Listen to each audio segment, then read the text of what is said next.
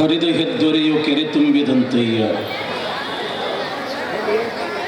ಅರಸು ಪರಿವಾರ ಕೈವಾರ ನೋಡಯ್ಯ.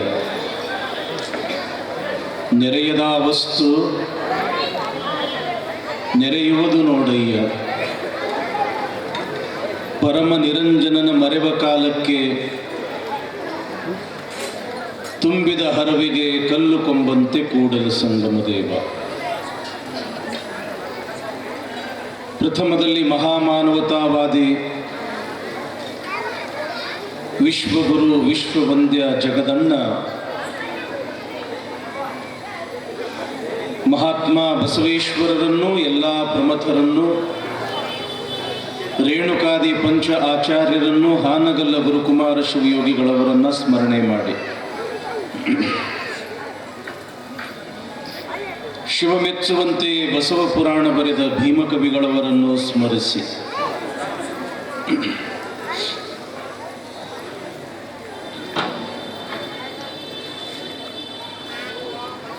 ಈ ಪವಿತ್ರ ಪರಿಸರದ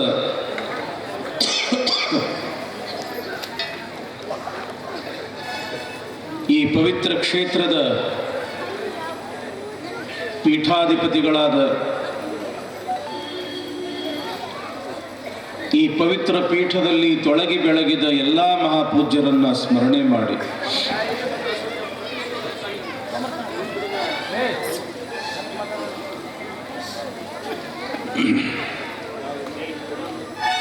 ಲಿಂಗೈಕ್ಯ ರಾಜಗುರು ಪ್ರಭುರಾಜೇಂದ್ರ ಮಹಾಸ್ವಾಮಿಗಳವರನ್ನು ಸ್ಮರಿಸಿ,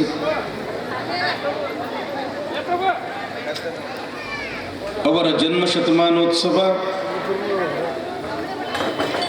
ಅವರಿಂದ ಸ್ಥಾಪನೆಗೊಂಡಿರತಕ್ಕಂಥ ಶ್ರೀಮಠದ ಸಂಸ್ಥೆ ಸಂಗಮೇಶ್ವರ ವಿದ್ಯಾವರ್ಧಕ ಸಂಘ,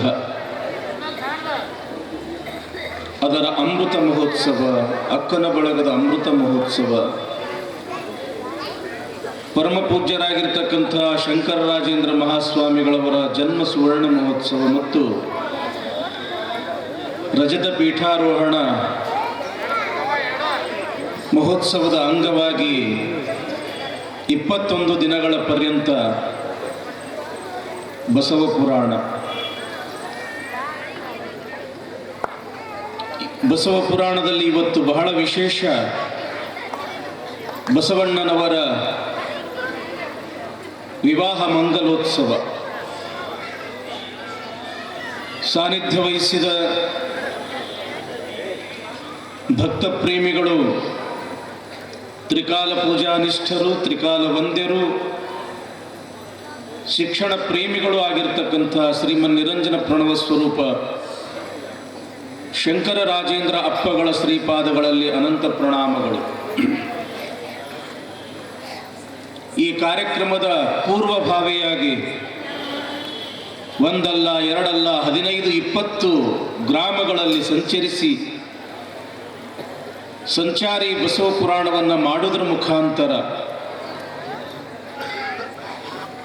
ಈ ಕಾರ್ಯಕ್ರಮದ ಯಶಸ್ಸಿಗೆ ತಮ್ಮದೇ ಆಗಿರ್ತಕ್ಕಂಥ ಕೊಡುಗೆಯನ್ನು ಕೊಟ್ಟಿರತಕ್ಕಂಥ ಗುಳೇದಗುಡ್ಡ ಒಪ್ಪತ್ತೇಶ್ವರ ಮಠದ ಪರಮ ಪೂಜ್ಯ ಶ್ರೀಮನ್ ನಿರಂಜನ ಪ್ರಣವ ಸ್ವರೂಪ ಒಪ್ಪತ್ತೇಶ್ವರ ಮಹಾಸ್ವಾಮೀಜಿಯವರ ಶ್ರೀಪಾದಗಳಲ್ಲೂ ಅನಂತ ಪ್ರಣಾಮಗಳನ್ನು ಸಮರ್ಪಿಸಿ, ಅವರಿಗೆ ಎಡಗೈಯಾಗಿ ಬಲಗೈಯಾಗಿ ಈ ಕಾರ್ಯಕ್ರಮಕ್ಕೆ ತಮ್ಮದೇ ಆಗಿರ್ತಕ್ಕಂಥ ಕೊಡುಗೆಯನ್ನು ನೀಡಿರ್ತಕ್ಕಂಥ ಪುರದಗಿರಿಯ ಷಟಸ್ಥಲ ಬ್ರಹ್ಮ ಕೈಲಾಸಲಿಂಗ ಶಿವಾಚಾರ್ಯ ಮಹಾಸ್ವಾಮಿಗಳವರ ಶ್ರೀಪಾದಗಳಲ್ಲೂ ನತಮಸ್ತಕನಾಗಿ, ಆತ್ಮೀಯ ಸಾಧಕರಾದ ಹುನಗುಂದದ ಅಮರೇಶ್ವರ ದೇವರಲ್ಲಿ, ಶಿವಬಸವ ದೇವರಲ್ಲಿ, ನಿರುಪಾಧಿ ದೇವರಲ್ಲಿ ಶರಣೆಂದು, ಸಂಗೀತ ಕಲಾ ಬಳಗವೇ ಇವತ್ತು ವಿಶೇಷವಾಗಿ ಆಗಮಿಸಿರ್ತಕ್ಕಂಥ ಬೀಗರ ಜೊತೆಗೆ ಬಂದಿರತಕ್ಕಂಥ ಬಿಜ್ಜರೆ, ಬೀಗರು ಅಂದ ಕೂಡಲೇ ಬೀಜರು ಅಂತ ಹೇಳಿ ಬರ್ತದೆ. ರೊಟ್ಟಿ ಗಿಟ್ಟಿ, ಬೀಗರು ಬೀಜರು ಬರ್ತದಲ್ಲ, ಅವಕ್ಕೆಲ್ಲಕ್ಕೂ ತನ್ನದೇ ಆಗಿರ್ತಕ್ಕಂಥ ಒಂದು ಅರ್ಥ. ಎಷ್ಟು ಸಡಗರ ನೋಡಿ ನಮ್ಮ ನಾಗೂರಿನ ಸದ್ಭಕ್ತರು. ಇಲ್ಲೇ ನಮ್ಮ ನಿಂಗಪ್ಪ ಹಿರಿಯರು ಕುಳಿತುಕೊಂಡಿದ್ದಾರೆ. ಅವ್ರಿಗೆ ನೋಡಿದ್ರೆ ಹೊಟ್ಟಿ ತುಂಬದಂಗೆ ಆಗ್ತದೆ. ಸುಮಾರು ಒಂದು 25-30 ವರ್ಷ ಆತ ಅವರನ್ನು ನಾವು ನೋಡಕತ್ತೀವಿ. ಅಲ್ಲಿ ನಮ್ಮ ಸರ್ ಕುಂತಾರ, ನಮ್ಮ ನಾಗೂರ್ನೆಲ್ಲ ಹಿರಿಯರು ಕುಂತೀರಿ. ನಾಗೂರು ಹಿರಿಯರು, ನಾಗೂರು ಊರು ಅಂತಂದ್ರೆ ನಮ್ಮ ಅಮೀನಗಡದ ಪ್ರಭುಶಂಕರೇಶ್ವರ ಮಠದ ತವರು ಮನಿ ಯಾವುದಾದ್ರೂ ಕೂಡ ಆಗಿದ್ರೆ ಅದು ನಾಗೂರ. ಈ ಮಾತು ನಾವು ಹೇಳುವುದಲ್ಲ, ಪ್ರಭು ಅಪ್ಪ ಅವ್ರು ಹೇಳ್ತಿದ್ರು. ಯಾಕ್ರಿ ಗೌಡ್ರ? ಪ್ರಭು ಅಪ್ಪ ಅವ್ರು ಹೇಳ್ತಿದ್ರೇನಿಲ್ಲ, ಪ್ರಭುರಾಜೇಂದ್ರ ಅಪ್ಪ ಅವರು. ಯಾಕ ಅಂತಂದ್ರ ಯಾವಾಗ ಈ ಮಠ ಆರ್ಥಿಕವಾಗಿ ಬಹಳ ಸಂಕಷ್ಟದಾಗ ಇತ್ತು, ಬಹಳ ತೊಂದರೆಯೊಳಗೆ ಇತ್ತು, ಅಜ್ಜರಿಗೆ ಬಹಳ ತ್ರಾಸ ಇತ್ತು, ಅಂಥ ಸಮಯದೊಳಗ ಎಡಗೈಯಾಗಿ ಬಲಗೈಯಾಗಿ ಎಲ್ಲ ರೀತಿಯಿಂದ ಸಹಾಯ ಸಹಕಾರ ಮಾಡಿರ್ತಕ್ಕಂಥದ್ದಷ್ಟೇ ಅಲ್ಲದೇನೆ ನಮ್ಮ ಅಜ್ಜಾರು, ಪ್ರಭು ಅಜ್ಜಾರು ಬಸ್ನಾಗ ತಿರುಗಬಾರದು ಅಂತ ತಿಳ್ಕೊಂಡು ಆಗಿನ ಕಾಲಕ್ಕೆ ಕಾರು ಕೊಡಿಸಿರ್ತಕ್ಕಂಥ ಸದ್ಭಕ್ತರು ನಮ್ಮ ನಾಗೂರಿನ ಸದ್ಭಕ್ತರು. ಹಿಂದೆ ಪಟ್ಟಾಧಿಕಾರದಾಗ ಅವರೇ ಬೀಗರಾಗಿದ್ರು, ಅವರೇ ಗಂಗಮ್ಮನ ಕರ್ಕೊಂಡು ಬಂದಿದ್ರು. ಇವತ್ತಿನ ದಿವಸ ಅಂತೂ ಪಟ್ಟಾಧಿಕಾರ ಕಾರ್ಯಕ್ರಮವನ್ನು ಮೀರಿಸಿಬಿಟ್ರಿಯಪ್ಪ. ಏನು ಹುರುಪ, ಏನು ಹುಮ್ಮಸ್ಸು. ನಮ್ಮ ತಾಯಂದ್ರು ಅಬ್ಬಬ್ಬಬ್ಬಬ್ಬಬ್ಬ, ಹೌದವ ನಿಮ್ಮನ್ನು ನೋಡಿ ನಾವು ಕಲಿಬೇಕು. ಮದಿ ಹೆಂಗ್ ಮಾಡಬೇಕು ಪುರಾಣದಾಗ ಅಂತಂದ್ರೆ ನಿಮ್ಮನ್ನು ನೋಡೇ ಕಲಿಬೇಕು. ನಾನು ಬರುವಾಗ ನೋಡಿದೆ, ಏನು ಟ್ರಾಫಿಕ್ ಎಲ್ಲ ಜಾಮ್ ಆಗ್ಬಿಟ್ಟದು. ಎಷ್ಟು ಜನ ಆ ಬಸವಣ್ಣನನ್ನ, ಗಂಗಮ್ಮನನ್ನ ಆ ಮೂರ್ತಿಯ ಮುಖಾಂತರ ತಲೆ ಮೇಲೆ ಬತ್ಕೊಂಡು ಎಷ್ಟು ಭಯಭಕ್ತಿಯಿಂದ ಬಂದ್ರಿ. ಮದ್ವೆ ಅನ್ನೋದು ಕೇವಲ ನೆಪ ಆಗಬಾರ್ದು, ಇದಕ್ಕೊಂದು ಅರ್ಥ ಬರಬೇಕು ಅಂತ ತಿಳ್ಕೊಂಡು ಆ ಕಾಟ ಮೊದಲು ಮಾಡಿ, ಕಪಾಟ್ ಮೊದಲು ಮಾಡಿ, ಸುರಿಗಿ ಸಾಮಾನು ನೋಡ್ರಿ ಎಷ್ಟು ತಂದಾರ. ಅಷ್ಟೇ ಅಲ್ದೇನೆ ಆ ಊರಿನ ಭಕ್ತರು ಎಷ್ಟು ಒಂದು ಶ್ರದ್ಧೆ ಅಂತಂದ್ರೆ, ನಮ್ಮ ನಾಗೂರಿನ ಮಹಿಳಾ ಮಂಡಲದವರು ಸುಮ್ಮನೆ ಹೋಗಿ ಅಕ್ಷತೆ ಒಗೆದು ಬರಬಾರ್ದು ಅಂತ ತಿಳ್ಕೊಂಡು ಮಹಿಳಾ ಸಂಘದವ್ರು 24,000 ರೂಪಾಯಿ ತಂದ್ರ, ನಾಗೂರಿನ ಎಲ್ಲಾ ಭಕ್ತರು ಕೂಡಿ 27,110 ರೂಪಾಯಿ, ಅಂದ್ರೆ 51,000 ರೂಪಾಯಿ. ಈ ಕಾರ್ಯಕ್ರಮಕ್ಕೆ ಹೆಣ್ಣನ್ನು ಕೊಡುವುದು ಅಷ್ಟೇ ಅಲ್ದೇನೆ, ವೈಭವದಿಂದ ಕರ್ಕೊಂಡು ಬರುವುದು ಅಷ್ಟೇ ಅಲ್ದೇನೆ, ಸುರುಗಿ ಸಾಮಾನು ಕೊಡುವುದು ಅಷ್ಟೇ ಅಲ್ದೇನೆ, ದಾಸೋಹಕ್ಕೆ ನಾನಾ ರೀತಿಯಿಂದ ಸೇವೆ ಸಲ್ಲಿಸೋದು ಅಷ್ಟೇ ಅಲ್ದೇನೆ, ಇಷ್ಟು ದೊಡ್ಡ ಪ್ರಮಾಣದೊಳಗೆ ಸೇವಾ ಮಾಡಿರಲ್ಲ. ನಿಜವಾಗ್ಲೂ ಕೂಡ ನಮ್ಮ ಅಮೀನಗಡ ಮತ್ತು ಸುತ್ತಮುತ್ತದ ಗ್ರಾಮದವರೆಲ್ಲರೂ ಜೋರಾದ ಚಪ್ಪಾಳೆಯೊಂದಿಗೆ ನಾಗೂರು ಗ್ರಾಮದ ಭಕ್ತರನ್ನ ನಾವು ಅಭಿವಂದಿಸಬೇಕು. ಅಷ್ಟೇ ಅಲ್ದೇನೆ ಇವತ್ತು ನಮ್ಮ ಹುಲಿಗನಾಳದ ಸದ್ಭಕ್ತರು ಕೂಡ ನಾವೇನು ಕಮ್ಮಿ ಅದೀವ್ರಿ ಅಪ್ಪರ, ನಾವು ಅಜ್ಜನ ಸೇವಾ ಮಾಡ್ತೀವಿ ಅಂತ ತಿಳ್ಕೊಂಡು ಅವರು ಅರ್ಧ ಕ್ವಿಂಟಲ್ ರವ, 1 ಕ್ವಿಂಟಲ್ ಸಕ್ರಿ, ಅಷ್ಟೇ ಅಲ್ದೇನೆ 25,000 ರೂಪಾಯಿ ದಾಸೋಹದ ಸಲುವಾಗಿ ತಂದಾರಲ್ಲ. ಅದಕ್ಕೆ ಮಮ ಭಕ್ತ ಮಮಾಧಿಕಾಹ, ನನ್ನ ಭಕ್ತರು ನನಗಿಂತ ಶ್ರೇಷ್ಠರು ಅನ್ನೋ ಏನು ಶಿವನ ಒಂದು ನುಡಿ ಅದ, ಆ ನುಡಿಯನ್ನ ಸಾರ್ಥಕ ಮಾಡಿದವರು ನೀವೆಲ್ಲರೂ ಕೂಡ. ಹೀಗಾಗಿ ಹುಲಿಗನಾಳ ಸದ್ಭಕ್ತ ಆಗಿರ್ಬೋದು, ನಮ್ಮ ನಾಗೂರು ಸದ್ಭಕ್ತರಾಗಿರ್ಬೋದು, ರಕ್ಕಸಗಿ ಸುತ್ತಮುತ್ತ ಅನೇಕ ಗ್ರಾಮಗಳಿಂದ ಸಾವಿರಾರು ಸಂಖ್ಯೆಯಲ್ಲಿ ತಾವೆಲ್ಲ ಸದ್ಭಕ್ತರು ಬಂದಿದ್ದೀರಿ. ಮತ್ತು ವಿಶೇಷವಾಗಿ ಇವತ್ತೊಂದು ಬಸವಣ್ಣನವರ ಮದುವೆ ಕಾರ್ಯಕ್ರಮದಲ್ಲಿ ನೂತನ ವಧುವರರಾಗಿಯೂ ಕೂಡ ಮದುಮಕ್ಕಳು ಬಂದಿದ್ದಾರೆ. ಆ ಮದುಮಕ್ಕಳಿಗೂ ಕೂಡ ಜೋರಾದ ಚಪ್ಪಾಳೆಯೊಂದಿಗೆ ನಾವು ಸ್ವಾಗತ ಮಾಡೋಣ ಎಂಬತಕ್ಕಂಥ ಮಾತನ್ನು ಹೇಳಿ, ತಾಯಂದ್ರೆ ಬಹಳ ಭಕ್ತಿಯಿಂದ ಶ್ರದ್ಧೆಯಿಂದ ನೋಡ್ರಿ, ನಮ್ಮ ಕರಡಿ ಮಸಲ್ದವರು ಸಹಿತ ಅವು ಯಾವಾಗಾರ ನಮಗೆ ಸ್ವಲ್ಪ ಇವರು ಫ್ರೀ ಬಿಟ್ಟಾರಂತ ಹಾದಿ ನೋಡಕತ್ತಾರ. ಕೊಡ್ತೇವೆ ನಿಮಗೂ ಕೂಡ. ಪುರಾಣ ಏನು ಇವತ್ತು ಹೆಚ್ಚಿಗಿಲ್ಲ, ಅಷ್ಟ ಒಂದು ಅರ್ಧ ತಾಸು 40 ನಿಮಿಷದೊಳಗೆ ಪುರಾಣ ಮುಗಿಸಿ ಮದುವೆ ಕಾರ್ಯಕ್ರಮಕ್ಕೂ ಕೊಟ್ಟು ಬಿಡ್ತೀವಿ. ಯಾಕೆ ಇವತ್ತು ಮದುವೆ ಇದೆ. ಗುರು ಬೇಕ ತಂಗಿ ಗುರು ಬೇಕ, ನಿನ್ನ ಶಿರದಲ್ಲಿ ಕರ ಬಿಟ್ಟು ಗಿರಿಜಾದೇವಿಯ ಮಾಡ್ಪ. ಗುರು ಬೇಕ ತಂಗಿ ಗುರು ಬೇಕ, ಶರಣರ ಪಾದಕ್ಕ ಶಿರ ಹಚ್ಚಿ ಬಾಗೆಂದು ಮರೆತು ಸಾವಿರ ತಪ್ಪು ಕರೆದು ಬೋಧಿಸುವಂಥ. ಗುರು ಬೇಕ ತಂಗಿ ಗುರು ಬೇಕ, ಪರದೇಶಿ ಮಗಳೆಂದು ಮರ ಮರಗೂತ ಪಿಡಿದು ಜೋಕೆಯ ಮಾಡಿ ಹರನಿಗರ್ಪಿಸುವಂಥ ಗುರು ಬೇಕ ತಂಗಿ, ಗುರು ಬೇಕ. ಗುರು ಎಂಬತಕ್ಕಂಥ ವಸ್ತು ಎಷ್ಟು ದೊಡ್ಡದು. ಯಾವಾಗ ಬಸವಣ್ಣ ತನ್ನ 8ನೇ ವಯಸ್ಸಿನಲ್ಲಿ ಉಪನಯನವನ್ನ ಮಾಡಲು ಬಂದಿರತಕ್ಕಂಥ ಆ ವಿಪ್ರ ಶ್ರೇಷ್ಠರಿಗೆ ಹೇಳ್ತಾರೆ, ಅಯ್ಯ, ಯಾವ ದಿವಸ ನಾ ಈ ಭೂಮಿಗೆ ಬಂದೆ ಅದೇ ದಿವಸ ಆ ಸಂಗಮನಾಥನೇ ಅಂಗವಿಡಿದು ಬಂದು ಹಣೆಯ ಮೇಲೆ ವಿಭೂತಿಯನ್ನು ಧರಿಸಿ, ಕೊರಳಲ್ಲಿ ಲಿಂಗವನ್ನ ಕಟ್ಟಿ, ಮಸ್ತಕದ ಮೇಲೆ ತನ್ನ ಅಮೃತಪ್ರಾಯವಾದ ಹಸ್ತವನ್ನ ಇಟ್ಟು ಪ್ರಣವ ಪಂಚಾಕ್ಷರಿ ಮಂತ್ರ ಓಂ ನಮ ಶಿವಾಯ ಎಂಬತಕ್ಕಂಥ ಮಂತ್ರ ಉಪದೇಶ ಮಾಡಿದ ಬಳಿಕ ನನಗೀಗ ಆಗ್ಲೇ ಆ ಸಂಸ್ಕಾರ ಆಗಿ ಹೋಗಿ ಬಿಟ್ಟದ. ಶಿವದೀಕ್ಷೆ ಎಂಬತಕ್ಕಂಥ ಸಂಸ್ಕಾರ ನಾನು ಪಡ್ಕೊಂಡು ಬಿಟ್ಟಿನಿ ಅಂದ ಬಳಿಕ ಇನ್ನೊಂದು ಸಂಸ್ಕಾರ ಉಪನಯನ ಎಂಬತಕ್ಕಂಥದ್ದು ನನಗೆ ಬೇಡ ಅಂತ ಯಾವಾಗ ಬಸವಣ್ಣನವರು ಹೇಳಿದ್ರು, ಆವಾಗ ಅಲ್ಲಿ ಇರ್ತಕ್ಕಂಥವ್ರ ಅಂತಾರ, ಇದು ಕಡ್ಡಾಯ. ಬ್ರಾಹ್ಮಣ ಕುಲದಲ್ಲಿ ನೀ ಹುಟ್ಟಿ ಅಂದ ಬಳಿಕ ಉಪನಯನ ಸಂಸ್ಕಾರ ಅದು ಕಡ್ಡಾಯ. ಬಸವಣ್ಣವ್ರು ಹುಟ್ಟಿದ್ದು ಯಾವ ಕುಲದೊಳಗ?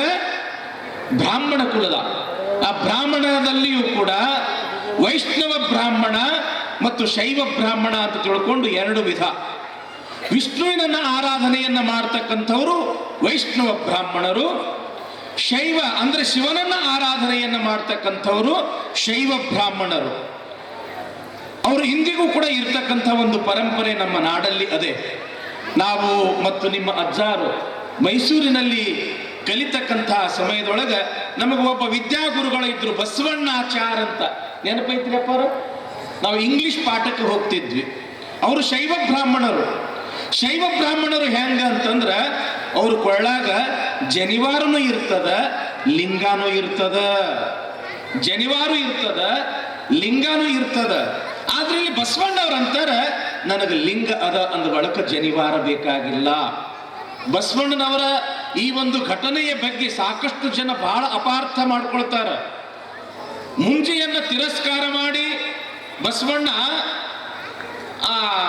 ಇದುವನ್ನ ತನ್ನ ಊರನ್ನ ಬಿಟ್ಟು ಹೋದ ಅಂತ. ಆದ್ರ ತಿರಸ್ಕಾರ ಅಂತಂದ್ರೆ ಅದನ್ನ ಅಷ್ಟೊಂದು ಕನಿಷ್ಠ ದೃಷ್ಟಿಯಿಂದ ಹೇಳಲಿಲ್ಲ ಬಸವಣ್ಣವರು.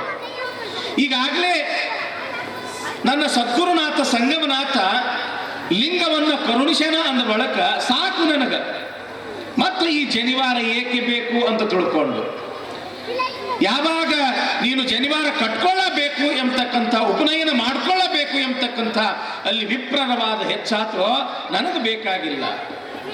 ಒಂದು ವೇಳೆ ನೀವು ನನಗ ಈ ಉಪನಯನ ಸಂಸ್ಕಾರ ಕೊಡಬೇಕು ಅಂತ ಅಂದಿದ್ರ ನನ್ನ ಅಕ್ಕಳಾಗಿರ್ತಕ್ಕಂಥ ಅಕ್ಕನಾಗಮ್ಮಳಿಗೆ ಮೊದಲು ಕೊಡ್ರಿ. ಯಾಕೆ? ನನಗಿಂತ ಹಿರಿಯಳವಳು. ನಮ್ಮ ಧರ್ಮದೊಳಗ, ಬ್ರಾಹ್ಮಣ ಧರ್ಮದೊಳಗ ಹೆಣ್ಣು ಮಕ್ಕಳಿಗೆ ಈ ಉಪನಯನ ಸಂಸ್ಕಾರ ಕೊಡಾಕ ಬರುವುದಿಲ್ಲ. ಹಾಗಾದ್ರೆ ಯಾವ ಧರ್ಮದೊಳಗ ಸ್ತ್ರೀಯರಿಗೆ ಧಾರ್ಮಿಕವಾಗಿರ್ತಕ್ಕಂಥ ಸ್ವಾತಂತ್ರ್ಯ ಇಲ್ಲವೋ ಆ ಧರ್ಮವೇ ನನಗೆ ಬೇಡ ಅಂತ ತಿಳ್ಕೊಂಡು ಮನೆಯನ್ನ ತ್ಯಾಗ ಮಾಡಿ ಎಲ್ಲಿಗೆ ಬಂದ್ರು? ಕೂಡಲ ಸಂಗಮಕ್ಕೆ ಬಂದ್ರು. ಬಹಳ ನೊಂದಿರ್ತಕ್ಕಂಥ ಬಸವಣ್ಣ ಆ ಕೂಡಲ ಸಂಗಮನಾಥನನ್ನ ಬಿಗಿದಪ್ಪಿ, ಅಯ್ಯ, ನಿನ್ನನ್ನ ಬಿಟ್ಟು ನನಗೆ ಯಾರದಾರ? ಎನ್ನ ವಾಮ ಕ್ಷೇಮ ನಿನ್ನದು, ಹಾನಿ ವೃದ್ಧಿ ನಿನ್ನದು, ಮಾನ ಅಪಮಾನ ನಿನ್ನದು, ಬಳ್ಳಿಗೆ ಕಾಯಿ ದಿಮ್ಮಿತ್ತೆ ಕೂಡಲ ಸಂಗಮ ದೇವ ಅಂತ ದುಃಖಿತನಾಗಿರ್ತಕ್ಕಂಥ ಸಮಯದೊಳಗ ಯಾರೋ ತಮ್ಮ ಹಸ್ತವನ್ನ ಈ ಬಸವಣ್ಣನವರ ಮಸ್ತಕದ ಮೇಲೆ ಇಟ್ಟಂತಾದಾಗ ಬಸವಣ್ಣನವರು ನೋಡ್ತಾರೆ, ಯಾರು ಇರಲಿಲ್ಲ. ಬದಲಾಗಿ ಯಾರು ತಾನು ಜನಿಸಿದ ದಿನವೇ ತನಗೆ ಇಷ್ಟಲಿಂಗ ಧಾರಣೆಯನ್ನು ಮಾಡಿರ್ತಕ್ಕಂಥ ಸದ್ಗುರುಗಳಿದ್ರು, ಆ ಗುರುಗಳೇ ಆಗಿದ್ರು. ಅವರ ಪಾದಕ್ಕೆ ಬಿದ್ದು, ಯಪ್ಪ, ನಿನ್ನ ಬಿಟ್ಟು ನನಗೆ ಯಾರ ಗತಿ ಅದರ ಅಂತ ತಿಳ್ಕೊಂಡು 8 ವರ್ಷದ ಬಾಲಕ ಗುರುವಿನ ಪಾದವನ್ನು ಗಟ್ಟಿಯಾಗಿ ಹಿಡಿದಾಗ ಗುರುಗಳ ಅಭಯ ಎಂಥದ್ದು ನೋಡ್ರಿ. ಗುರುವಿನ ಆಶೀರ್ವಾದ ಎಂಥದ್ದು, ಗುರುವಿನ ಅಂತಃಕರಣ ಎಂಥದ್ದು. ಬಸವ, ಯಾರೇ ಕೈ ಬಿಟ್ಟರು ಸಹಿತ ನಾನಿನ್ನ ಕೈ ಬಿಡುವುದಿಲ್ಲೋ ಅಂತ ತಿಳ್ಕೊಂಡು ಎತ್ತಿ ಬಿಗಿದಪ್ಪಿ ನಾನು ಅದಿನಿ ಎಂಬತಕ್ಕಂಥ ಧೈರ್ಯವನ್ನ ಕೊಡ್ತಾರ. ಆನಂದದಿಂದ ಭಕ್ತಿ ಭಾವದಿಂದ ಗುರುವಿನ ಸೇವೆಯನ್ನ ಮಾಡ್ತಾರ. ಯಾವ ವ್ಯಕ್ತಿ ಪ್ರಪಂಚದೊಳಗ ಗುರು ಸೇವೆಯನ್ನ ಮಾಡ್ತಾನ ಆ ವ್ಯಕ್ತಿ ಈ ಪ್ರಪಂಚದೊಳಗ ಅತ್ಯಂತ ಶ್ರೇಷ್ಠ ಆಗ್ತಾನ. ಯಾಕ ಅಂತಂದ್ರ ಏಕಮೂರ್ತಿ ಸ್ತ್ರಯೋ ಭಾಗ ಗುರುರ್ ಲಿಂಗಂತು ಜಂಗಮ. ಗುರು ಅಂತಂದ್ರೆ ಕಣ್ಣಿಗೆ ಕಾಣ್ತಕ್ಕಂಥ ಕೇವಲ ಒಂದು ಮಾನವ ರೂಪ ಅಲ್ಲ, ನರರೂಪ ಅಲ್ಲ. ಇಲ್ಲಿ ವೇದ ಆಗಮಗಳು ಹೇಳ್ತವೆ ಏಕಮೂರ್ತಿ ಸ್ತ್ರಯೋ ಭಾಗ ಗುರುರ್ ಲಿಂಗಂತು ಜಂಗಮ. ನಿರಾಕಾರ ವಸ್ತು ಆಗಿರ್ತಕ್ಕಂಥ ಆ ಪರಬ್ರಹ್ಮ ವಸ್ತು ಪರಮಾತ್ಮ ತಾನು ನಿರಾಕಾರ ವಸ್ತು ಆಗಿರೋಣದ್ರಿಂದ, ಎಲ್ಲ ಜನರ ಕಣ್ಣಿಗೆ ಕಾಣಲಿಕ್ಕೆ ಅಸಾಧ್ಯವಾಗಿರೋಣದ್ರಿಂದ ಯಾವ ಸ್ವರೂಪದಲ್ಲಿ ಬಂದು ಈ ಜಗತ್ತಿನ ಜನರಿಗೆ ಆಶೀರ್ವಾದವನ್ನು ಕೊಡ್ತಾನೆ ಅಂತಂದ್ರೆ, ಅನುಗ್ರಹವನ್ನ ಮಾಡ್ತಾನೆ ಅಂತಂದ್ರೆ ಗುರು ಲಿಂಗ ಜಂಗಮದ ಸ್ವರೂಪದಿಂದ. ಇಲ್ಲಿ ಇರ್ತಕ್ಕಂಥ ಗುರು ಲಿಂಗ ಜಂಗಮರು ಅವರು ಬೇರೆ ಯಾರು ಅಲ್ಲ, ಸಾಕ್ಷಾತ್ ಪರಶಿವ ಎಂತಕ್ಕಂಥ ಭಾವ ಯಾವ ಭಕ್ತನಲ್ಲಿ ಇರ್ತದೆ, ಯಾವ ಶಿಷ್ಯನಲ್ಲಿ ಇರ್ತದೆ, ಆ ಭಕ್ತನ ಆ ಶಿಷ್ಯನ ಜೀವನ ಅದು ಪರಿಪೂರ್ಣ. ಆ ಭಕ್ತನ ಆ ಶಿಷ್ಯನ ಜೀವನ ಅದು ಮುಕ್ತ. ಹೀಗಾಗಿ ಇಲ್ಲಿ ಗುರು ಎಂಬತಕ್ಕಂಥದ್ದು ನೋಡ್ರಿ ಎಷ್ಟು ದೊಡ್ಡ ವಸ್ತು, ಬಹಳ ದೊಡ್ಡ ವಸ್ತು. ಗುರು ಬೇಕ ತಂಗಿ, ಗುರು ಬೇಕ. ನಿನ್ನ ಕರದಲ್ಲಿ ಶಿರವಿಟ್ಟು ಗಿರಿಜಾ ದೇವಿಯ ಮಾಳ್ಪ ಗುರು ಬೇಕ. ಗುರು ಸಾಮಾನ್ಯ ಅಲ್ಲ. ಪರಮಾತ್ಮನಿಂದ ಅಗಲಿರ್ತಕ್ಕಂಥ ಈ ಜೀವಾತ್ಮ ಮತ್ತ ಪರಮಾತ್ಮನನ್ನು ಕೂಡಬೇಕಾದ್ರ ನಾನೇ ಪರಮಾತ್ಮ ಎಂಬತಕ್ಕಂಥ ಭಾವ, ಅಂತ ಒಂದು ಉಚ್ಚ ಸ್ಥಿತಿ, ಆ ಜ್ಞಾನ ಪಡ್ಕೋಬೇಕಾಗಿತ್ತು ಅಂತಂದ್ರ ಅಲ್ಲಿ ಗುರು ಬೇಕು. ನಿನಗ ಗುರು ಬೇಕು. ಬೇಕೇನು ಬೇಡ್ರಿ ಮತ್ತೆ ಗುರುಗಳು. ಸುಮ್ಮನೆ ನಾ ಒಂದು ಮಾತು ಹೇಳ್ತೀನಿ, ಸುಮ್ಮನೆ ಒಂದು ಮಾತು ಹೇಳ್ತೀನಿ. ಇಲ್ಲಿ ನಮ್ಮ ಶರಣರಿಗೆ ಹೇಳ್ತೀನಿ, ಅವ ನಿಮಗಲ್ಲ. ಮನೆಯಾಗ ನಿಮ್ಮ ಧರ್ಮ ಪತ್ನಿ ತವ್ರ ಮನೆಗೆ ಹೋದ್ರು ಅಂತ ಇಟ್ಕೊಳ್ರಿ. ಮನೆಯಾಗ ಮಗಳು ಇಲ್ಲ, ಹಿಂದೆ ಮುಂದೆ ಹುಟ್ಟಿರ್ತಕ್ಕಂಥ ಅಕ್ಕ ತಂಗಿ ಯಾರೂ ಇಲ್ಲ. ಅಡಿಗೆ ಮಾಡ್ಕೋಬೇಕಾಗ್ಯದ, ನೀವು ಹಿಟ್ಟು ನಾದಬೇಕಾಗ್ಯದ. ಹಿಟ್ಟ ನಿಮ್ಗೆ ನಾದಕ್ಕೆ ಬರ್ತೈತೇನು? ಹಿಟ್ಟ ಖರೆ ಹೇಳ್ರಪ್ಪ, ಹಿಟ್ಟು ನಾದಕ್ಕೆ ಬರುವುದಿಲ್ಲ ನಿಮಗ. ಅಲ್ಲಿ ತಾಯಿ ಸಹಾಯ ಇರಬೇಕು, ಹೆಂಡತಿ ಸಹಾಯ ಇರಬೇಕು, ಮಗಳ ಸಹಾಯ ಇರಬೇಕು, ಅಕ್ಕ ತಂಗಿ ಸಹಾಯ ಇರಬೇಕು. ಹಿಟ್ಟ ಹೆಂಗ್ ನಾದಬೇಕು ಅಂತ ಕಲಿಬೇಕಾದ್ರ ಸಾಮಾನ್ಯ ಒಂದು ಹಿಟ್ಟು ನಾದಬೇಕಾಗಿತ್ತು ಅಂತಂದ್ರ ಒಬ್ರು ಯಾರಾದ್ರೂ ಒಂದು ಮಾರ್ಗದರ್ಶನ ಬೇಕು. ಆದ್ರ ಪರಮಾತ್ಮನಿಂದ ಬಂದಿರತಕ್ಕಂಥ ನಾವೆಲ್ಲರೂ ಕೂಡ ಜೀವಾತ್ಮರು ಮತ್ತು ಆ ಪರಮಾತ್ಮನ ಪಾದ ಸೇರ್ಬೇಕಾಗಿತ್ತು ಅಂತಂದ್ರ, ಅಥವಾ ಈ ಭವ ಪ್ರಪಂಚದಿಂದ ನಾವು ಪಾರಾಗಬೇಕಾಗಿತ್ತು ಅಂತಂದ್ರ ಅಲ್ಲಿ ಗುರು ಸೇವೆ, ಅಲ್ಲಿ ಆ ಗುರುವಿನ ಮಾರ್ಗದರ್ಶನ ಬೇಕೋ ಬೇಡ್ರಪ್ಪ? ಬೇಕಾಗ್ತದೆ, ಹೌದಲ್ಲ? ಎಷ್ಟು ದೊಡ್ಡವ ಗುರುನಾಥ ಅಂತಂದ್ರ ಇದು ನೋಡ್ರಿ, ಕಬ್ಬಣ ಅದ ಇದು. ನೀವು ಎಲ್ಲೇ ಇಡ್ರಿ ಇದಕ್ಕೆ ಒಂದಿಲ್ಲ ಒಂದು ದಿವ್ಸ ಜಂಗ್ ಹಿಡಿತದೇನಿಲ್ಲ ಏನ್ರಪ್ಪ? ಇದಕ್ಕೆ ಜಂಗ್ ಹಿಡಿತದೇನಿಲ್ಲ? ಹಿಡಿತದ. ನೀವು ಭದ್ರವಾಗಿ ಕಪಾಟದಾಗ ಇಟ್ಟರು ಸಹಿತ ಒಂದಿಲ್ಲ ಒಂದು ದಿವಸ ಇದಕ್ಕೆ ಜಂಗ್ ಹಿಡಿಯುದ. ಆದ್ರೆ ಯಾವಾಗ ಪರುಷಮಣಿ ಎಂಬತಕ್ಕಂಥದ್ದದ, ಪರುಷಮಣಿ ಅದ್ರ ಸ್ಪೆಷಾಲಿಟಿ ಏನು ಅಂತಂದ್ರೆ ಕಬ್ಬಣಕ್ಕೆ ಆ ಪರುಷಮಣಿಯ ಸ್ಪರ್ಶ ಮಾಡಿದ್ರೆ ಸಾಕು, ಕಬ್ಬಣ ಹೋಗಿ ಏನಾಗ್ತದ? ಬಂಗಾರ ಆಗ್ತದ. ಯಾವಾಗ ಈ ಕಬ್ಬಣ ಬಂಗಾರ ಆಯ್ತು, ಆವಾಗ ನೀವು ಎಲ್ಲಿ ಇಟ್ರ ಇದಕ್ಕೆ ಜಂಗ್ ಹಿಡಿತದೇನು? ಕಪಾಟದಾಗ ಇಡ್ರಿ, ನೆಲದಾಗರ ಹೋಗಿರಿ, ತಿಪ್ಪ್ಯಾಗರ ಹೋಗಿರಿ, ಇದಕ್ಕೆ ಜಂಗ್ ಹಿಡಿತದೇನು? ಜಂಗ್ ಹಿಡಿದಿಲ್ಲ. ಯಾತಕ್ಕೆ ಜಂಗ್ ಹಿಡಿತದ ಅಂತಂದ್ರೆ ಕಬ್ಬಿಣಕ್ಕೆ ಜಂಗ್ ಹಿಡಿತದೆ ಹೊರತು ಬಂಗಾರಕ್ಕೆ ಜಂಗ್ ಹಿಡಿಯುವುದಿಲ್ಲ. ಹಂಗ ನಾವೆಲ್ಲ ಹೆಂಗಿರ್ತೀವಿ ಅಂತಂದ್ರ ಕಬ್ಬಿಣ ಇದ್ದಂಗ ಇರ್ತೀವಿ. ಗುರುವಿನ ಪಾದ ಎಂಬತಕ್ಕಂಥದ್ದು ಅದು ಪರುಷಮಣಿ ಇದ್ದಂಗ ಇರ್ತದ. ಯಾವಾಗ ಗುರುವಿನ ಪಾದಕ್ಕೆ ಬಿದ್ವಿ ನಮ್ಮ ಜನ್ಮ ಬಂಗಾರ ಆದಂಗ ಆಗ್ತದ.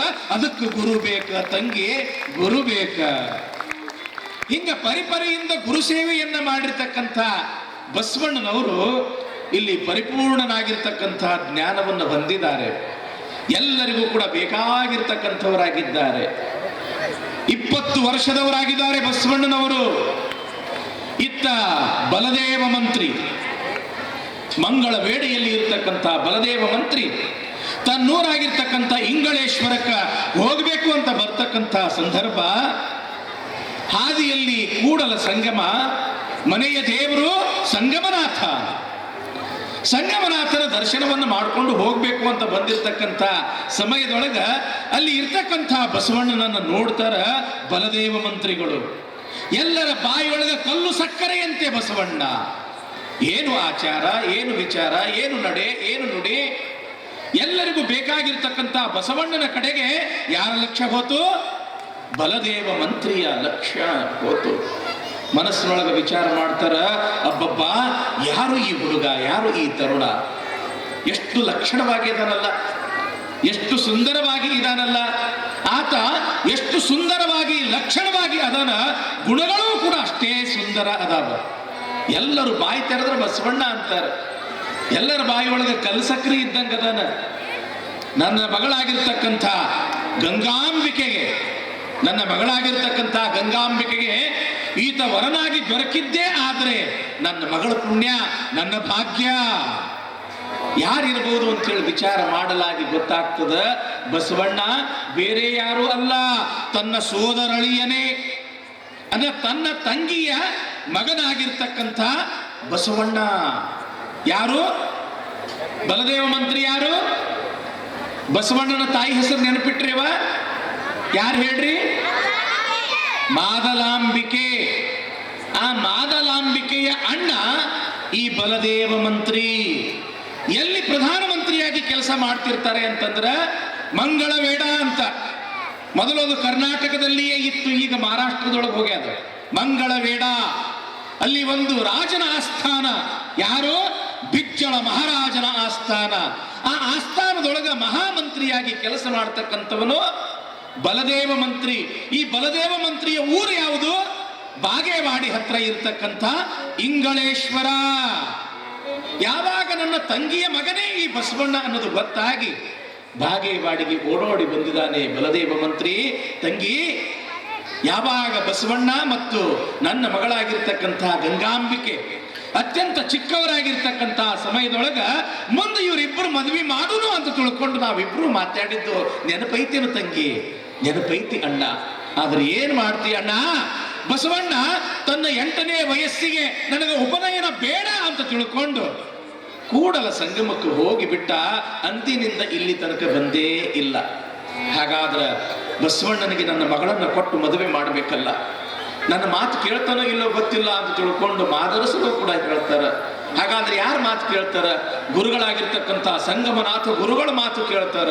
ಅವ್ರ ಹತ್ರ ಬಂದ್ರು, ಅವ್ರ ಪಾದಕ್ಕೆ ಬಿದ್ರು, ಹೆಂಗನ ಮಾಡಿ ನೀವು ಬಸವಣ್ಣನಿಗೆ ಒಪ್ಪಿಸ್ಬೇಕು ಅಂತ ತಿಳ್ಕೊಂಡು ಯಾವಾಗ ಹೇಳಿದ್ರು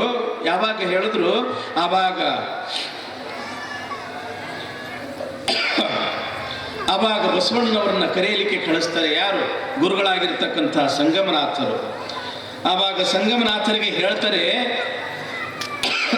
ಬಸವಣ್ಣ, ಇವತ್ತು ಒಂದು ಗುರುವಿನ ಅಪ್ಪಣೆ ಆಗ್ತದಪ್ಪ, ಇವತ್ತು ಸಂಗಮನಾಥನ ಅಪ್ಪಣೆ ಆಗ್ತದಂತ. ಏನು ಹೇಳ್ಬೇಕ್ರಿ ಅಪ್ಪ? ಏನಿಲ್ಲ, ನೋಡು, ನಿನ್ನ ತಂದೆ ಬಂದಿದ್ದಾರೆ, ತಾಯಿ ಬಂದಿದ್ದಾರೆ, ಮೇಲಾಗಿ ಸೋದರ ಮಾವನೂ ಕೂಡ ಬಂದಿದ್ದಾರೆ. ಆ ಬಾಗೇವಾಡಿಯಲ್ಲಿರ್ತಕ್ಕಂಥ ಎಲ್ಲ ಗುರು ಹಿರಿಯರು ಬಂದಿದ್ದಾರೆ. ಅವರಿಗೆ ನೀನು ನಿರಾಶೆ ಮಾಡಬಾರ್ದು. ಅವರಿಗಷ್ಟೇ ಅಲ್ಲ, ನನಗೂ ಕೂಡ ನೀನು ನಿರಾಶೆ ಮಾಡಬಾರ್ದು ಬಸವಣ್ಣ. ಅಂಥದ್ದೇನು ಹೇಳ್ರಿ ಅಪ್ಪ, ನಿಮ್ಮ ಮಾತು ಕೇಳ್ತೀನಿ. ಗುರುವಿನ ಮಾತನ್ನ ಮೀರಿ ನಡೆದ್ರೆ ಯಾರಿಗಾದ್ರೂ ಒಳ್ಳೇದಾಗ್ತದೆ ಏನ್ರಿಪ್ಪ? ಏನ್ ಅಪ್ಪಣೆ ಮಾಡ್ರಿ? ಏನು ಇಲ್ಲ, ನೀನು ಗೃಹಸ್ಥನಾಗಬೇಕು. ನಿನ್ನ ಸೋದರ ಮಾವನಾಗಿರ್ತಕ್ಕಂಥ ಬಲದೇವ ಮಂತ್ರಿಯ ಮಗಳಾಗಿರ್ತಕ್ಕಂಥ ಗಂಗಾಂಬಿಕೆಯ ಜೊತೆಗೆ ನೀನು ಮದುವೆ ಮಾಡ್ಕೋಬೇಕು ಬಸವಣ್ಣ. ಆವಾಗ ಬಸವಣ್ಣವರಂತರ, ಭವಬಂಧನ ಭವಪಾಶವಾಗಲು ಕಾರಣವೇನಯ್ಯ? ಹಿಂದಣ ಜನ್ಮದಲ್ಲಿ ಲಿಂಗವ ಮರೆದನಾಗಿ, ಹಿಂದಣ ಜನ್ಮದಲ್ಲಿ ಜಂಗಮವ ಜರೆದನಾಗಿ, ಮುಂದೆ ಸಂಸಾರವ ಬದ್ದಲೀವೆನೆ ಕೂಡಲ ಸಂಗಮ ದೇವ. ಯಪ್ಪ ಗುರುಗಳೇ, ಈ ಸಂಸಾರ ಎಂತಕ್ಕಂಥ ಬಂಧನದೊಳಗೆ ನನಗೆ ಯಾಕೆ ಹಾಕ್ತೀರಪ್ಪ? ಮನುಷ್ಯನಿಗೆ ಹುಟ್ಟು ಸಾವು ಎಂತಕ್ಕಂಥ ಈ ಕಷ್ಟ ಕೋಟಲೆಗಳು ಯಾಕೆ ಬರ್ತವ ಅಂತಂದ್ರ, ನಾವು ಹಿಂದಿನ ಜನ್ಮದೊಳಗ ಜಂಗಮ ಸೇವೆಯನ್ನ ಮರ್ತರ, ಲಿಂಗ ಪೂಜೆಯನ್ನ ಮರ್ತರ, ಇಂಥ ಭವಬಂಧನ ಈ ಜೀವಿಗಳಿಗೆ ಒದಗುತ್ತದ. ಅದಕ್ಕ ಈ ಹುಟ್ಟು ಸಾವು ಎಂತಕ್ಕಂಥ ಭವಚಕ್ರದೊಳಗ ನಾನು ಬೀಳುವುದಿಲ್ಲ, ನಾನು ಮುಕ್ತನಾಗಬೇಕು. ಆ ಕಾರಣಕ್ಕಾಗಿ ಈ ಮದುವೆ ಎಂತಕ್ಕಂಥ ಬಂಧನದೊಳಗ ನನಗೆ ಹಾಕಬೇಡ್ರಿ ಗುರುಗಳೇ ಅಂತ ತಿಳ್ಕೊಂಡು ಬಸವಣ್ಣನವರು ಗುರುವಿನ ಪಾದಕ್ಕೆ ಬೇಡಿಕೊಂಡಾಗ ಆವಾಗ ಗುರುಗಳಂತಾರೆ, ಎಂಥ ಮಾತ ಬಸವಣ್ಣ, ಗೃಹಸ್ಥ ಧರ್ಮ ಅಂದ್ರೆ ಸಾಮಾನ್ಯ ತಿಳ್ಕೊಂಡು ಏನು ಆಶ್ರಮಗಳದವಲ್ಲ ಬ್ರಹ್ಮಚರ್ಯ ವಾನಪ್ರಸ್ಥ, ಗೃಹಸ್ಥ, ಬ್ರಹ್ಮಚರ್ಯ, ಗೃಹಸ್ಥ, ವಾನಪ್ರಸ್ಥ ಮತ್ತು ಸನ್ಯಾಸ ಅಂತ ತಿಳ್ಕೊಂಡು ಏನು 4 ಆಶ್ರಮಗಳದಾವಲ್ಲ, ಈ 4 ಆಶ್ರಮಗಳಲ್ಲಿ ಶ್ರೇಷ್ಠವಾಗಿರ್ತಕ್ಕಂಥ ಆಶ್ರಮ ಯಾವುದು ಗೊತ್ತದೆ? ಏನು? ಗೃಹಸ್ಥಾಶ್ರಮವೇ. ಎಲ್ಲವನ್ನ ತ್ಯಾಗ ಮಾಡಿ ಸನ್ಯಾಸಿಯಾಗಿರ್ತಕ್ಕಂಥ ನಮ್ಮಂತಹ ಸ್ವಾಮಿಗಳಿಗೆ ನಿಮ್ಮ ಆಶ್ರಮ ಶ್ರೇಷ್ಠ ಅಂತ ತಿಳ್ಕೊಂಡು ಯಾರು ಶಾಬಾಷಿಗಿರಿ ಕೊಟ್ಟಿಲ್ಲ. ನಿಮಗೆ ಶಾಬಾಷಿಗಿರಿ ಕೊಟ್ಟಾರ. ಏನಂತ? ಧನ್ಯೋ ಗೃಹಸ್ಥಾಶ್ರಮ. ಇತ್ತ ಮದುವೆಯನ್ನೂ ಮಾಡಿಕೊಂಡು, ಇತ್ತ ಸಂಸಾರದ ಹೊರೆಯನ್ನೂ ಹೊತ್ತಿಕೊಂಡು, ಅತ್ತ ಪಾರಮಾರ್ಥವನ್ನು ಕೂಡ ಮಾಡ್ತಿರಲ್ಲ. ಹೌದಲ್ರಿಪ್ಪ? ಈಗ ನೋಡ್ರಿ, ಮನೆಯಾಗ ಹೆಂಡತಿ ಅದಾಳ, ಮಕ್ಕಳು ಅದಾರ, ಗಂಡ ಅದಾನ, ಮೊಮ್ಮಕ್ಕಳು ಅದಾರ, ಹೊಲ ಅದ, ಮನಿ ಅದ, ಉದ್ಯೋಗ ಅದ, ವ್ಯಾಪಾರ ಅದ. ಇಷ್ಟೆಲ್ಲ ಒಂದು ದೊಡ್ಡ ಜವಾಬ್ದಾರಿ ಇದ್ರೂ ಕೂಡ ಮಠ, ಮಾನ್ಯ, ಪಾಠ, ಪ್ರವಚನ, ಪುರಾಣ ಅಂತ ತಿಳ್ಕೊಂಡು ಇಂಥ ಒಂದು ಧಾರ್ಮಿಕ ಕಾರ್ಯಕ್ರಮಗಳಲ್ಲಿಯೂ ಕೂಡ ನಿಮ್ಮದೇ ಆಗಿರ್ತಕ್ಕಂಥ ದೊಡ್ಡ ಸೇವೆ ಮಾಡ್ತಿರಲ್ಲ. ಅದಕ್ಕೆ ನಾವು ಧನ್ಯ ಅಲ್ಲ, ನೀವು ಧನ್ಯರು. ಧನ್ಯೋ ಗೃಹಸ್ಥಾಶ್ರಮ. ಸಂಸಾರದ ಜೊತೆಗೆ ಪಾರಮಾರ್ಥವನ್ನು ಕೂಡ ಹಿಡಿತಿರಲ್ಲ, ನೀವು ದೊಡ್ಡವರು. ಆತ ಜಾಣನು ಸಂಸಾರ ಪಾರಮಾರ್ಥ ಎರಡನ್ನೂ ನಡೆಸುತ್ತೀಯನು ಅಂತ ತಿಳ್ಕೊಂಡು ಯಾರು ಹೇಳ್ತಾರೆ? ನಿಜಗುಣ ಶಿವಯೋಗಿಗಳು ಹೇಳ್ತಾರ. ಯಾರು ಧನ್ಯರು ಅಂತಂದ್ರ ನೀವೇ ಧನ್ಯರು, ಗೃಹಸ್ಥರೇ ಧನ್ಯರು. ಯಾವ ರೀತಿಯಾಗಿ ಒಂದು ಪುಟ್ಟ ಬಾಲಕ, ಸಣ್ಣ ಮಗು, ಒಂದು 6-7 ತಿಂಗಳ ಬಾಲಕ ಅಥವಾ ಅದಕ್ಕಿಂತಲೂ ಚಿಕ್ಕ ಬಾಲಕ, ತಾಯಿಯ ಈ ಕಡೆ ಎದೆಯ ಹಾಲನ್ನು ಕುಡಿತಕ್ಕಂತ ಸಮಯದೊಳಗ ಏನ್ ಮಾಡ್ತಾನೆ? ಇನ್ನೊಂದು ಕೈ ಈ ಕಡೆ ಎದೆಯ ಮ್ಯಾಲ ಇರ್ತದ. ಇಲ್ಲಿ ಲೌಕಿಕ ಎಂಬತಕ್ಕಂಥ ಎದೆಯ ಅಮೃತವನ್ನು ಕುಡಿತಕ್ಕಂಥ ಸಮಯದಲ್ಲಿಯೂ ಕೂಡ ಇನ್ನೊಂದು ಕೈ ಈ ಕಡೆ ಎದೆ ಮ್ಯಾಲೆ ಇರ್ತದ. ಅಂದ್ರೆ ಪಾರಮಾರ್ಥದ ಕಡೆಗೆ ಇರ್ತದ, ಪರಮಾತ್ಮನ ಕಡೆಗೆ ಇರ್ತದ ಎಂಬತಕ್ಕಂಥ ಅರ್ಥ. ಹಂಗ ಲೌಕಿಕ ಜೀವನವನ್ನ ನಡೆಸ್ತಾ ಯಾವ ವ್ಯಕ್ತಿ ಪಾರಮಾರ್ಥದ ಕಡೆಗೂ ಕೂಡ ಒಲವು ಇರ್ತದ, ಆತ ಧನ್ಯ ಅಂತ ತಿಳ್ಕೊಂಡು ಹೇಳ್ತಾರ. ಅದಕ್ಕೆ ಬಸವಣ್ಣ, ಈ ಲೌಕಿಕ ಧರ್ಮ ಅಂತ ಸಾಮಾನ್ಯ ಅಂತ ತಿಳ್ಕೊಳಕ್ ಹೋಗ್ಬೇಡಪ್ಪ ನೀನು. ಗೃಹಸ್ಥ ಧರ್ಮ ಅಂತ ಸಾಮಾನ್ಯ ಅಂತ ತಿಳ್ಕೊಳಕ್ ಹೋಗ್ಬೇಡ.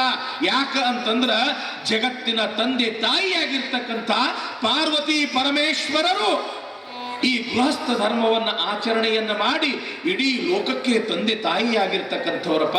ಅದಕ್ಕ ಬಸವಣ್ಣ, ಇದು ನನ್ನ ಅಪ್ಪಣೆಯಲ್ಲ, ಸಂಗಮನಾಥನ ಅಪ್ಪಣೆ. ನೀ ಮದುವೆ ಮಾಡ್ಕೋಬೇಕು. ಯಾರಪ್ಪಣೆ? ಸಂಗಮನಾಥನ ಅಪ್ಪಣೆ. ನೀ ಗೃಹಸ್ಥನಾಗಬೇಕು ಅಂದಾಗ ಆತ್ರಿಯಪ್ಪ. ಯಾವಾಗ ತಾವು ಅಪ್ಪಣೆ ಮಾಡಕತ್ತೀರಿ ಅಂದ ಬಳಿಕ ತಾವು ಬೇರೆ ಅಲ್ಲ, ಸಂಗಮನಾಥ ಬೇರೆ ಅಲ್ಲ, ನಾನು ಮದುವೆ ಮಾಡ್ಕೊಳ್ತೀನಿ ಅಂತ ತಿಳ್ಕೊಂಡು ಅಂದಾಗ ಅಲ್ಲಿ ಇರ್ತಕ್ಕಂಥವ್ರು ಹಿರಿ ಹಿಗ್ಗುದ್ರು. ಹೌದಲ್ರಿ? ಮದುವೆ ಅಂದ್ರನ ಹಂಗ. ಇವತ್ತು ನೋಡ್ರಿ, ನಮ್ಮ ಮಠದೊಳಗಿನ ವಾತಾವರಣನ ಬೇರೆ ಆಗಿಬಿಟ್ಟೈತಿ. ಯಾರು ನಮ್ಮ ಕೈಗೆ ಸಿಗವಲ್ರು, ಅಡುಗೆ ಮಾಡೋ ಅಕ್ಕವರು ಸಿಗವಲ್ರು, ಅಲ್ಲಿ ಓಡಾಡು ಸೇವಾ ಮಾಡೋ ಹುಡುಗರು ಸಿಗವಲ್ರು. ಎಲ್ಲಿ ಹೋಗಿರು ಅಂತ ನಾವು ಕೇಳ್ತೀವ್ರಿ. ಅಜ್ಜಾರ್ ಇವತ್ತು ಮದುವೆ ಐತ್ರಿ ಅಂತ ತಿಳ್ಕೊಂಡು ಒಂದು ಸಾವಿರ ಓಡಾಡಕತ್ತಾರ. ಅತ್ತಾಗೊಮ್ಮೆ ಓಡಾಡ್ತಾರೆ, ಇತ್ತಾಗೊಮ್ಮೆ ಓಡಾಡ್ತಾರೆ. ಯಾಕೆ? ಮದುವೆ ಅಂದ್ರನ ಸಂಭ್ರಮ. ಮತ್ತು ಮದುವೆ ಯಾರಿಗೆ ಬೇಡ ಹೇಳ್ರಿ? ಯಾಕ್ರಿ ನಿಂಗಪ್ಪ ಹಿರಿಯರ? ಮದುವೆ ಯಾರಿಗೆ ಬೇಡ್ರಿ? ಅವು ಸಣ್ಣ ಹುಡುಗರು ಇರ್ತಾವ, ಅವು ಮದುವೆ ಆಟ ಆಡ್ತಿರ್ತಾವ. ನಾ ಗಂಡ ಅಂತ ನೀ ಹೆಂಡ್ತಿ ಅಂತ. ನೋಡ್ರೇನಿಲ್ಲ, ನಾ ಗಂಡ ಅಂತ ನೀ ಹೆಂಡ್ತಿ ಅಂತ. ಯಾಕಂತಂದ್ರೆ ಮದುವೆ ಅಂದ್ರನ ಹಂಗ. ಸಣ್ಣ ಮಕ್ಕಳಿಗೆ ಸಹಿತ ಮದುವೆ ಅಂತಂದ್ರೆ ಅಷ್ಟು ಪ್ರೀತಿ. ಇನ್ನು ಯುವಕರು, ವಯಸ್ಸಿಗೆ ಬಂದ ಯುವಕರು ಏನ್ರಿಪ್ಪ, ನೀವು ಮದುವೆ ಮಾಡಂತ 1 ಬಿಟ್ಟು 2 ಸಲ ಹೇಳ್ತಾರ ಅವ್ರ ವಾಪುಗ. ಒಂದು ವೇಳೆ ಅವ್ರು ಮಾಡ್ಲಿಲ್ಲ ಅಂತಂದ್ರೆ ತಾವು ಮಾಡ್ಕೊಂಡು ಬಂದ್ಬಿಡ್ತಾರೆ. ಈ ಕಡೆ ಇನ್ನ ಬಹಳ ಚಲೋ. ಆ ಕಡೆ ನಮ್ಮ ಮಹಾರಾಷ್ಟ್ರ ಭಾಗದೊಳಗೆ ಯಾದಿ ಮೇ ಶಾದಿ ಅಂತ. ಯಾರು ಬೇಡ, ಅವ್ರು ಅಟ್ಟು ಹೋಗ್ತಾರ, ಯಾದಿಯೊಳಗೆ ಬರೆದು ಬಂದ್ಬಿಡ್ತಾರ, ನಾವಿಬ್ರು ಮದುವೆ ಮಾಡ್ಕೊಂಡು ಅಂತೇಳಿ ಸಹಿ ಮಾಡ್ಕೊಂಡು ಬಂದ್ಬಿಡ್ತಾರ ಅವ್ರು. ಯಾದಿ ಮೇ ಶಾದಿ. ಇನ್ನು ಸಣ್ಣ ಮಕ್ಕಳಿಗೂ ಮದುವೆ ಅಂದ್ರೆ ಪ್ರೀತಿ, ಯುವಕರಿಗಂತೂ ಮತ್ತಷ್ಟು ಪ್ರೀತಿ. ಇನ್ನು ಮುದುಕರಿಗೆ ಕೇಳಿರಿ, ಅಜ್ಜ ಮದುವೆ ಮಾಡ್ಕೋತೇನೋ ಅಂತ ಕೇಳ್ರಿ, ಸುಮ್ ಮುದುಕು ಕೇಳ್ರಿ. ಈ ವಯಸ್ಸಿನೊಳಗೆ ಯಾರು ಕನ್ಯಾ ಕೊಡ್ತಾರೋ ತಮ್ಮ ಕೊಟ್ರು ಮಾಡ್ಕೊಳವ ಅಂದಂಗ ಆತಲ್ಲ. ಯಾಕ್ರಿಪ್ಪ? ಕೊಟ್ರು ಮಾಡ್ಕೊಳ್ಳೋರ ಅಂದಂಗ. ಅಂದ್ರೆ ಮದುವೆ ಅಂದ್ರೆ ಹಿಂಗದ. ಮದುವೆ ಅಂದ್ರೆ ಸಡಗರ, ಮದುವೆ ಅಂತಂದ್ರೆ ಸಂಭ್ರಮ. ಹಂಗ ಇಲ್ಲಿ ಯಾವಾಗ ಬಸವಣ್ಣನವರು ಮದುವೆ ಮಾಡ್ಕೋತೀನಿ ಅಂತ ತಿಳ್ಕೊಂಡು ಅಂದ್ರು. ಬಹಳ ಸಂಭ್ರಮ, ಬಹಳ ಸಂಭ್ರಮ, ಬಹಳ ವೈಭವ, ಅದು ಬಹಳ ವೈಭವ. ಅವಾಗ ಅದಕ್ಕೆ ಮದುವೆಗೆ ಏನು ಬೇಕು ಎಲ್ಲ ತಯಾರಿ ಮಾಡ್ಕೊಂಡಾರ. ಸ್ವತಃ ನಾನೇ ಮದುವೆ ಮಾಡ್ಕೊಡ್ತೀನಿ ಅಂತ ತಿಳ್ಕೊಂಡು ಬಿಜ್ಜಳ ಮಹಾರಾಜನ ಮಹಾಮಂತ್ರಿ ಆಗಿರ್ತಕ್ಕಂಥ ಬಲದೇವ ಅರಸ ಇಡೀ ಬಾಗೇವಾಡಿ ನಗರವನ್ನೇ ಶೃಂಗಾರ ಮಾಡಿ ಬಹಳ ಅದ್ಭುತವಾಗಿ ಬಸವಣ್ಣನವರ ಮದುವೆಯ ಕಾರ್ಯಕ್ರಮವನ್ನು ಮಾಡ್ತಾ ಇದ್ದಾರೆ. ಅದರದಾಗ ವಧುವಾಗಿರ್ತಕ್ಕಂಥ ಗಂಗಾಂಬಿಕೆಯ ಸಂಭ್ರಮ ಹೇಳ್ತಿರೋದು ಯಾಕೆ? ಸಣ್ಣವಳಾಗಿನಿಂದಲೂ ಕೂಡ ಆಕಿನ ಮನಸ್ಸಿನೊಳಗೆ ಒಂದೇ ಒಂದು ಇತ್ತು, ನನಗೆ ವರ ಯಾರಾಗಬೇಕು ಅಂತಂದ್ರೆ ಬಸವಣ್ಣನೇ ನನ್ನ ವರ ಆಗಬೇಕು, ನಾನು ಬಸವಣ್ಣನಿಗೇ ಮಾಡ್ಕೋಬೇಕು ಅನ್ನೋದು ಹಿರಿದಾಗಿರ್ತಕ್ಕಂಥ ಆಶೆ. ಅದು ಹಂಗ ತನ್ನ ಮನಸ್ಸಿನೊಳಗೆ ಅಚ್ಚುವತ್ತಿತ್ತು. ಇನ್ನು ಬಸವಣ್ಣನೇ ನನ್ನ ಜೊತೆ ಮದುವೆ ಆಗಕತ್ತನ ಅಂತ ತಿಳ್ಕೊಂಡು ಯಾವಾಗ ಗೊತ್ತಾತು, ಹಿರಿ ಹಿರಿ ಹಿಗ್ಗದಳು. ಯಾಕೆ? ಪ್ರತಿಯೊಂದು ಗಂಡಿಗಾಗಿರ್ಬೋದು ಹೆಣ್ಣಿಗಾಗಿರ್ಬೋದು ತನ್ನದೇ ಆಗಿರ್ತಕ್ಕಂಥ ವೈಯಕ್ತಿಕ ಆಶೆಗಳಿರ್ತಾವ. ನಾ ಮಾಡ್ಕೊಳ್ಳೋ ಹೆಣ್ಣ ಹಿಂಗಿರ್ಬೇಕು, ನಾನು ಮಾಡ್ಕೊಳ್ಳೋ ಗಂಡ ಹಿಂಗಿರ್ಬೇಕು. ಕನಸು ಕಾಣ್ತೀರೇನಿಲ್ರಿಪ್ಪ ನೀವು ಹುಡುಗರು? ಹೆಂಗಿರ್ಬೇಕು? ಐಶ್ವರ್ಯ ರೈ ಇದ್ದಂಗಿರ್ಬೇಕು ರೀ ಅಚ್ಚ, ಕಾಣ್ತೀರೇನಿಲ್ಲ? ಸಹಜ ಅದು ಸಹಜನೇ. ನಮ್ಮ ಅಜ್ಜರಿಗೆ ಗೊತ್ತೈತಿ, ನಮ್ಮ ಉಪ್ಪಿನ ಬೆಟಗೇರಿ ಒಳಗೆ ನಮ್ಮ ಒಬ್ಬರು ಮಠದ ಭಕ್ತರವರು ವಿರೂಪಾಕ್ಷಪ್ಪ ಅಂತ ದಿವಸ ಬೆಳಿಗ್ಗೆ ಬರೋರು, ನಮಸ್ಕಾರ ಮಾಡೋರು. ಯಪ್ಪ ಮತ್ತು ನನ್ನ ಮಗಳಿಗೊಂದು ವರ ನೋಡ್ರಿ, ಮಗಳಿಗೊಂದು ವರ ನೋಡ್ರಿ. ಒಂದು 5-6 ತಿಂಗಳದಿಂದ ಹಂಗೆ ಹೇಳಕತ್ತಿದ್ರು. ಆ ತಂಗಿ ನೋಡಿದ್ರೆ ಬೆಂಗಳೂರೊಳಗೆ ನೌಕರಿಗಿದ್ದಳಕ್ಕೆ, MBA ಆಗೈತಿ, ನೌಕರಿ ಮಾಡ್ತಿದ್ಳು. ಆ ಜಾತ್ರೆ ಟೈಮ್ದೊಳಗೆ ಆಕಿ ಜಾತ್ರೆಗೆ ಅಂತೇಳಿ ತಿಳ್ಕೊಂಡು ಬಂದಳು, ಮಠದ ಜಾತ್ರೆಗೆ ಅಂತ. ನಮಸ್ಕಾರ ಮಾಡಿದಳು. ಯಪ್ಪ ಈಗ ನಾ ಹೇಳಕತ್ತಿದ್ನಲ್ರಿ, ಈಗೀಗ ನೋಡ್ರಿ ವರ ಅಂತ ತಿಳ್ಕೊಂಡು ಪರಿಚಯ ಮಾಡಿಕೊಟ್ರು. ಯಾರು? ನಮ್ಮ ವಿರೂಪಾಕ್ಷಪ್ಪನವರು. ಆ ತಂಗಿಗೆ ಕೇಳದ್ನಿ, ಏನ ತಂಗಿ 5-6 ತಿಂಗಳಾತು ನಿಮ್ಮ ಅಪ್ಪ ಹೇಳಕತ್ತಾರ ವರ ನೋಡ್ರಿ ವರ ನೋಡ್ರಿ ವರ ನೋಡ್ರಿ ಅಂತ, ಮತ್ತು ನಿನಗೆ ಎಂಥ ವರ ಬೇಕೇವ ಅಂತ ನಾ ಕೇಳದ್ನಿ. ಆಕಿ ಎಷ್ಟು ಹೆಂಗೆ ಅನ್ಬೇಕ್ರಿ ಆ ತಂಗಿ, ಅಜ್ಜಾರ ನಾ ಮಾಡ್ಕೊಳ್ಳೋ ಗಂಡ ಹೆಂಗಿರ್ಬೇಕಂತಂದ್ರೆ ABCDEFGH ಇದ್ದಂಗಿರ್ಬೇಕ್ರಿ. ನಾ ಗಾಬ ಆಗ್ಬಿಟ್ಟು, ನಾನು ಕಲ್ತವ ಬರೀ 7ನೇತ್ತ, ನಾನು ಕಲ್ತಿದ್ದು ಬರೀ 7ನೇತ್ತ. ಆಕಿ ಏನು ಹೇಳಕತ್ತಾಳ? ABCDEFGH ಇದ್ದಂಗಿರ್ಬೇಕು. ಏ ತಂಗಿ, ನಾ ಭಾಳ ಕಲ್ತಿಲ್ಲ, ಏನಿಲ್ಲ, ಸುಮ್ ಒಂದು ಈಟ ಕಲ್ತೀನಿ, ಇದು ನನಗೆ ಇಂಗ್ಲೀಷ್ ಗೊತ್ತಾಗೋದಿಲ್ಲ, ನೀನ ಸ್ವಲ್ಪ ಹೇಳಂದಾಗ ಏ ಅಂತಂದ್ರೆ ಏಜ್ರಿ ಅಜ್ಜಾರ. ಹೋಗಿ ನೀವು ಮುದುಕನ್ ಕೊಟ್ರೆ ಏನು ಮಾಡೋನು? ಅದಕ್ಕೆ ಏಜ್ ಅಗ್ದಿ ಕರೆಕ್ಟ್ ಇರ್ಬೇಕು, ಅಗ್ದಿ ಭಾಳ ಅಂತಂದ್ರೆ ಭಾಳ ಯೌವನದೊಳಗಿರ್ಬೇಕು ಅವ. ಹೌದೇನೋ ತಂಗಿ? ಅಥವಾ ಮತ್ತು ಬಿ ಅಂದ್ರೆ ಏನೋ ತಂಗಿ? ಬ್ಯೂಟಿ ಇರ್ಬೇಕ್ರಿ ಅಜ್ಜ, ಭಾಳ ಚಂದ ಇರ್ಬೇಕ್ರಿ, ಚಲೋ ಮನ್ಮತ್ ಇದ್ದಂಗೆ ಇರ್ಬೇಕ್ರಿ. ಹೌದೇನವ? ಮತ್ತು ಸಿ ಅಂತಂದ್ರೆ ಏನು? ಕ್ಯಾಶಿಸ್ಟರ್ ಇರ್ಬೇಕ್ರಿ, ರೊಕ್ಕ ಭಾಳ ಇರ್ಬೇಕು, ಕ್ಯಾಶಿಸ್ಟರ್ ಇರ್ಬೇಕು. ಹೌದೇನೋ ತಂಗಿ ಅಂದೆ. ಮತ್ತು ಡಿ ಅಂದ್ರೆ ಡಿಮ್ಯಾಂಡ್ ರೀ, ಸಮಾಜದೊಳಗೆ 4 ಮಂದಿಯೊಳಗೆ ಡಿಮ್ಯಾಂಡ್ ಇರ್ಬೇಕು ವಾ ಅಂದೆ ನಾನು. ಹೌದಾ ತಂಗಿ? ನಿಂದು ಭಾಳ ಕರೆಕ್ಟ್ ಐತಿ ನೋಡು ಅಂತ ಹೇಳಂದೆ. ಮತ್ತು ಈ ಅಂತಂದ್ರೆ ಏನವ ಅಂತ ಕೇಳಿದೆ. ಈ ಅಂತಂದ್ರೆ ಎಜುಕೇಟೆಡ್ ಇರ್ಬೇಕ್ರಿ, ಭಾಳ ವಿದ್ಯಾವಂತ ಇರ್ಬೇಕ್ರಿ ಅವ. ಮತ್ತು ಹೋಗಿ ಹೊಲ್ದಾಗ ದುಡಿಯವ್ರು ಕೊಟ್ರೆ ಏನು ಮಾಡೋನು? ನಾನಂದೆ, ಹೊಲ್ದಾಗ ದುಡಿಯವ್ರ ಅವರ ನಿಜವಾಗಿರ್ತಕ್ಕಂಥ ದೇವ್ರೇವ, ಮತ್ತು ಅವರೇ ಇದ್ದಿದ್ದಿಲ್ಲ ಅಂತಂದ್ರೆ ಹೊಟ್ಟಿಗೆ ನಾವೇನು ತಿನ್ನೋದು? ನೀವೇನ ಹೇಳ್ರಿ ಅಜ್ಜರ, ನನಗೆ ಅಂಥವು ಬೇಕಾ ಇಲ್ರಿ. ಅದಕ್ಕೆ ನನಗವ ಎಜುಕೇಟೆಡ್ ಇರ್ಬೇಕ್ರಿ, ನೌಕರಿ ಮಾಡಂಥವು ಇರ್ಬೇಕ್ರಿ. ಆತವ ಮತ್ತೇನು? ಎಫ್ ಅಂದ್ರೆ ಏನ ತಂಗಿ ಅಂತಂದು? ಫ್ಯಾಮಿಲಿ ರೀ. ನಾನು ನನ್ನ ಗಂಡ ಅಷ್ಟ ಇರ್ಬೇಕ್ರಿ, ಅತ್ತಿನಕೋ ಮಾವನಕೋ. ಅತ್ತಿ ಬೇಡ, ಮಾವು ಬೇಡ, ನೆಗಣಿ ಬೇಡ, ಮೈದುನ ಬೇಡ.